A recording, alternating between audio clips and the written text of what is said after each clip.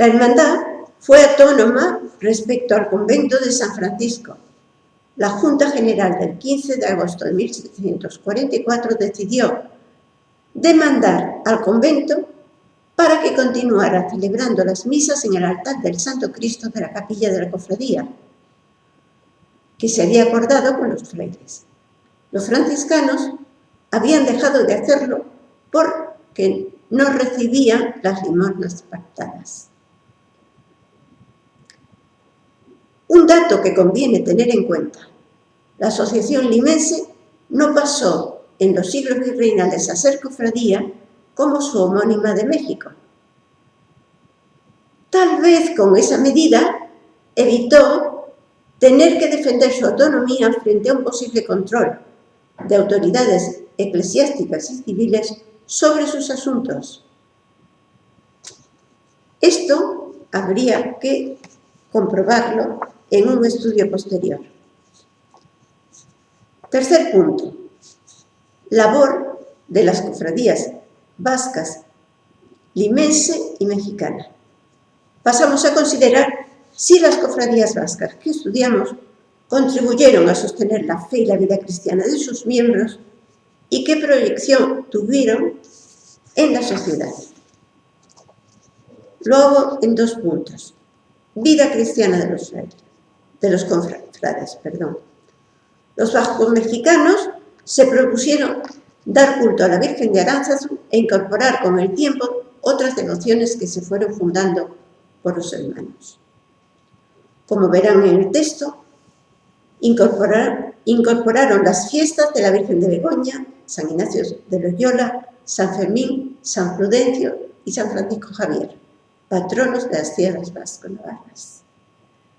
Celebraron también desde 1731 a la Virgen de Guadalupe. Estos cultos continuaron hasta su finalización, 1860. La cofradía limense se propuso dar culto a la Virgen de Aránzazu y al Santo Cristo de la Hermandad. Lo hicieron hasta bien entrado el siglo XIX. En 1857 convocaba a participar en ellos a los 278 miembros de la hermandad. Tras la nacionalización de la hermandad por el gobierno de Prado, los bienes incautados pasaron a la beneficencia pública y la beneficencia se comprometió a pasar una suma anual para el culto de la Virgen de Aránzazu. Esto es, el culto siguió a pesar de que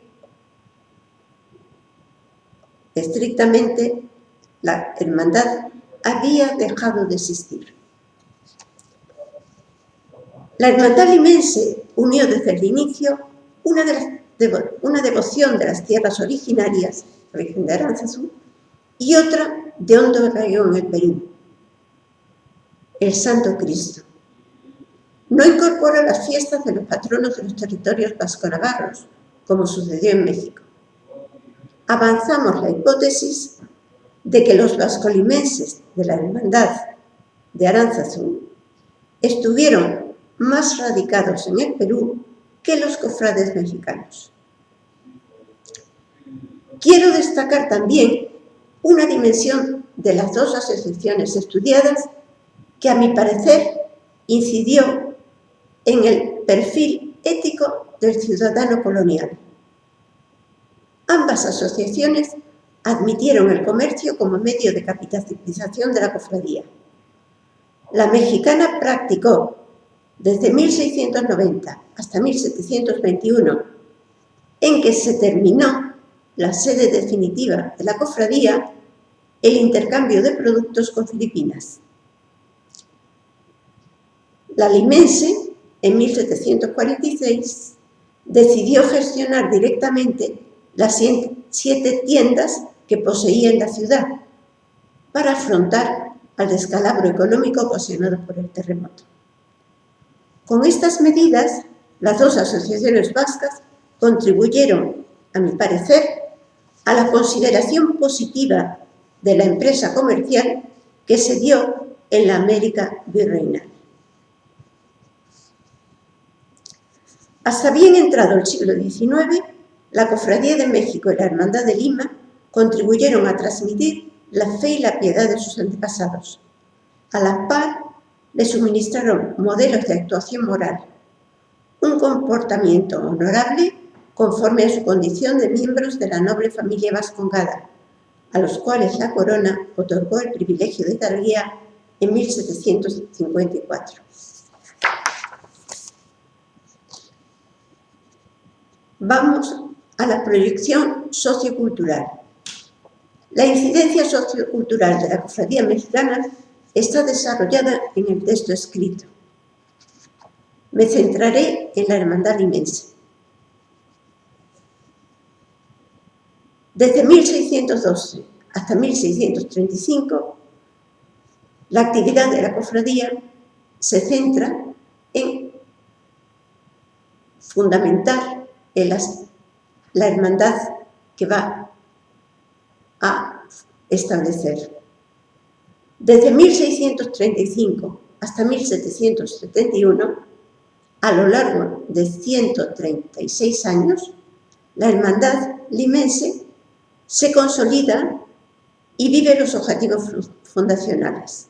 Esto es, crece en número de hermanos, pone en marcha las labores contempladas en las constituciones, asistencia al necesitado de la comunidad vasco-limense y establece capellanías para la ordenación de sacerdotes. En ese largo periodo no inicia nuevos proyectos. Respecto a la mexicana, este dato reflejaría una menor potencialidad de acción. Para calibrar esta afirmación hay que tener en cuenta que la hermandad limense tuvo que afrontar los daños ocasionados por los terremotos en su capilla. La capilla, concluida finalmente en 1645, quedó seriamente dañada en el año 1656. La reconstrucción terminó en 1669. El terremoto de 1687 destrozó el retablo que fue preciso sustituir. Esto explicaría, a mi entender, la menor actividad operativa de la hermandad peruana. En 1771, la Hermandad de Lima inicia una nueva labor en beneficio de limenses, no solo de origen vasco. Recibe un legado de 17.000 pesos para establecer una fundación laical, es decir, exenta de la jurisdicción eclesiástica. Se proponía costear los gastos de la enfermería y la farmacia del convento de San Francisco. El año de 1864 seguía en vigor esta fundación. Por esa fecha, 1771, en México el Colegio de las Vizcaínas estaba en pleno desarrollo y los cofrades trabajaban ya en la adscripción de socios mexicanos a la Real Sociedad Vascongada de Amigos del País. En la Hermandad de Lima no encontramos proyectos similares. Podía deducirse una menor proyección de la comunidad vasco-peruana.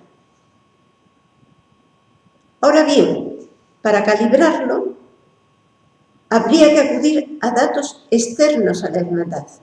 En efecto, en ese año se impulsaba en Lima la adscripción de socios de la Vascongada, donde se constituyó el segundo contingente de socios de la Sociedad Vascongada.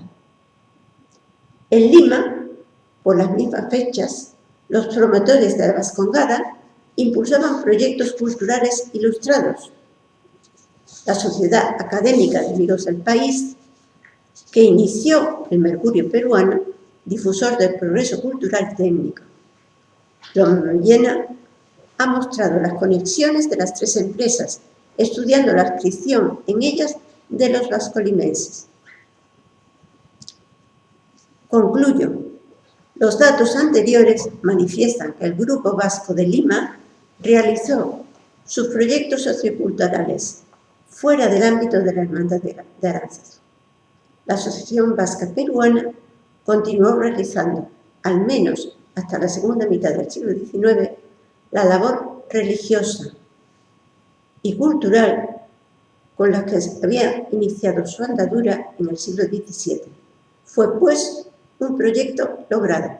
Muchas gracias.